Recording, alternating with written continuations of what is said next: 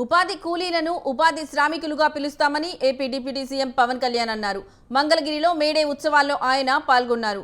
రక్తం దారపోసి పనిచేసేవారు లేకపోతే ఏ నిర్మాణం జరగదని ఈ సందర్భంగా పవన్ కళ్యాణ్ చెప్పారు.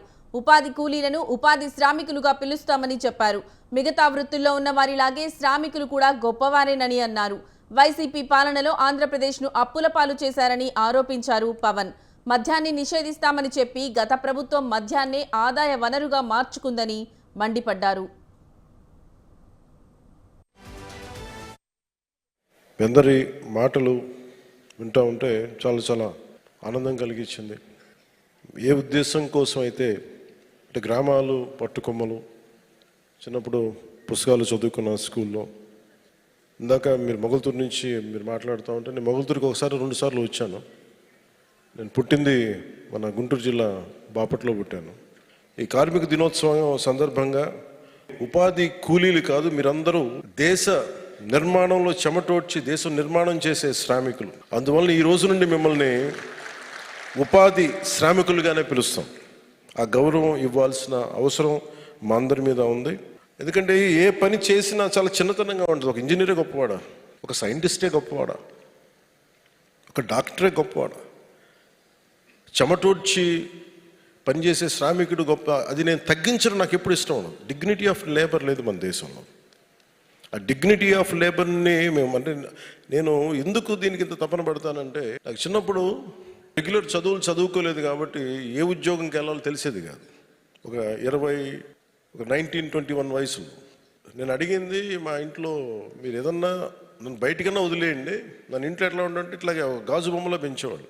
నేను వెళ్ళి పని చేస్తాను, నన్ను వదిలేసేయండి అంటే నా పని అన్నా ఇవ్వండి, లేదంటే నేను ఏదైనా పని నేను ఏదో ఒక నన్ను వదిలేసేయండి, లేదంటే మీరు నాకు పని అన్న అప్పు చెప్పండి అంటే వాళ్ళు ఇబ్బంది పడుతున్న నా మైండ్లో ఒకటి వచ్చింది నా మనసులో.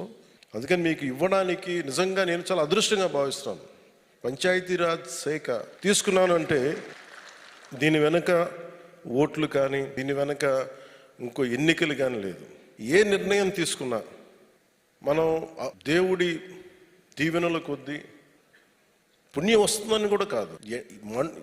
విపరీతమైన ఎండల్లో దాహం ఎండుకుపోయి మనిషి అయితే దాహం అని అడుగుతాడు, మూగజంతువు ఏం అడుగుతుంది. తర్వాత మీరు శ్రమ చేశారు, మనకి మనం నిర్మించుకున్నాం. అందుకని మనస్ఫూర్తిగా మీ అందరికీ చాలా హృదయపూర్వక ధన్యవాదాలు తెలియజేసుకుంటా ఉన్నాం.